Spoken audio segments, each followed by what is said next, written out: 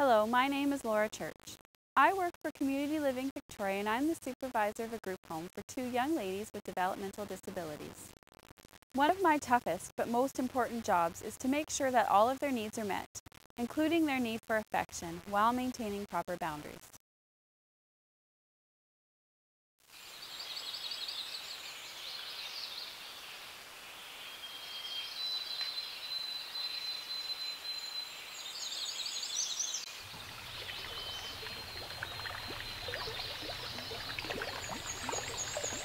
Sexual assault is any type of sexual contact committed by one person without the consent of the other, or sexual contact with a person who is unable to give consent or who gives consent out of fear of an authority figure. Sexual abuse isn't easy to talk about. Rape, abuse, neglect, visions of dark alleys, and dangerous armed predators come to mind. The reality is much more frightening, however, for the people that we support, persons with developmental disabilities. 90% of people with developmental disabilities will be sexually assaulted in their lifetime. For the general population, this rate is about 25%. Women are more likely to be sexually assaulted than men. Persons with complex disabilities are also more likely to be sexually assaulted. 90% is a staggering figure. 82% of sex trade workers will be sexually assaulted while working. These are people who frequently put themselves in high-risk situations. How is it that sex trade workers are less likely to be sexually assaulted than the people that live in our homes and attend our programs, who live in our communities, and for whom we strive to provide the best possible care?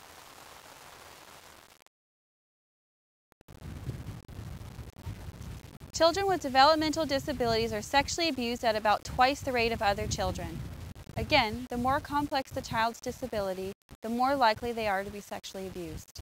The more complex the child's care needs are, the more likely the family is to need paid outside supports. These children are less likely to be left alone in the community and are therefore much more likely to be sexually abused by someone providing care for them.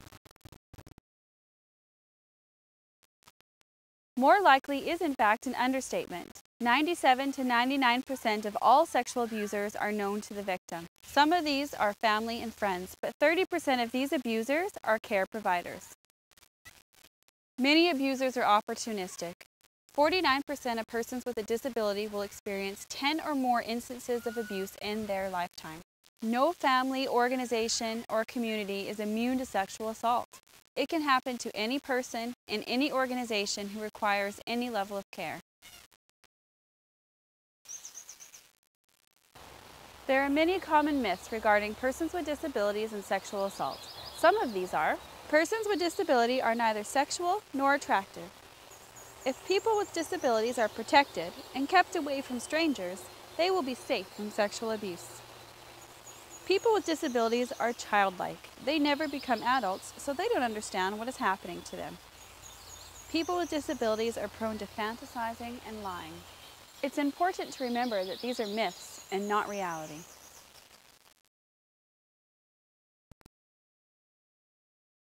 There are many signs of abuse that we as care providers should be on the lookout for. Some of the physical signs include bruising in the genital area, recurrent urinary tract infections, constipation, frequent sore throats, sudden weight gain or loss, sexually transmitted diseases. Unfortunately, an experienced abuser may be able to explain some of these physical signs with plausible excuses.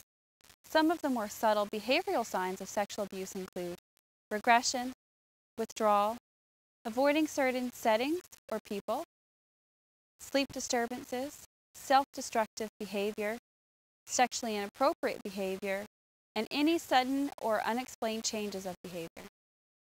While none of these things on their own may point directly at sexual assault, as direct care providers, it is our duty to stay vigilant to ensure the health and well-being of the people that we support.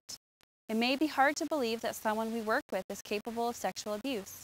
However, we need to take every physical and behavioral sign seriously. Pursuing proper investigations, speaking with your coworkers and your supervisor about any concerns, and proper documentation can go a long way in discouraging a possible abuser, as well as possibly discovering an instance of abuse.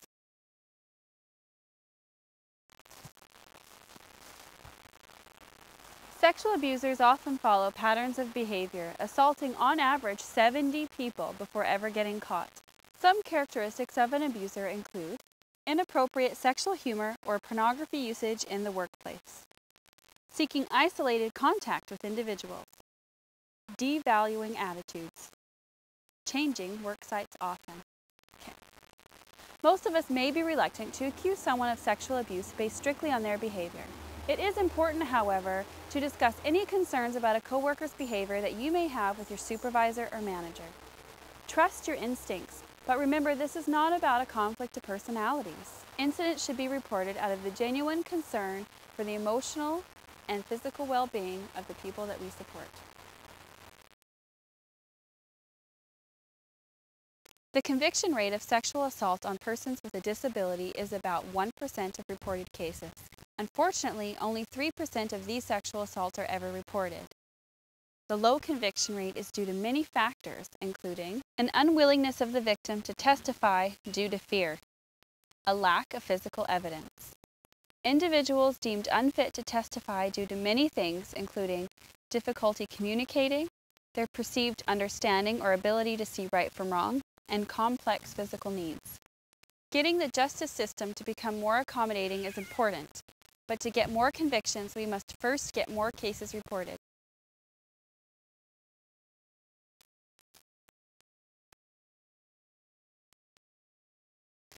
The first step in understanding why sexual assault is so prevalent amongst persons with a disability is communicating.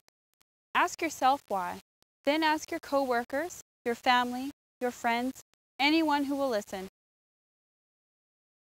People with developmental disabilities who spent time in institutions or large facilities have been taught to treat care providers as people of authority who know what's best for them. Some families have also chosen to raise their children with disabilities in this manner. Sexual predators take advantage of that authority. Another reason people with developmental disabilities are vulnerable to sexual assault is that care providers, even with the best of intentions, can sometimes send mixed messages and not set appropriate boundaries. This is an issue David Hingsberger discusses in his video, The Ethics of Touch. Two definitions of care that we don't always distinguish between are 1. To feel affection or love and concern for somebody, and 2. To tend to or supervise somebody or something. We must distinguish between the physical care that we provide to somebody as part of our job and the affection that we may feel towards that same person. Intimate personal care should be treated with a professional and respectful distance, out of necessity, not compassion.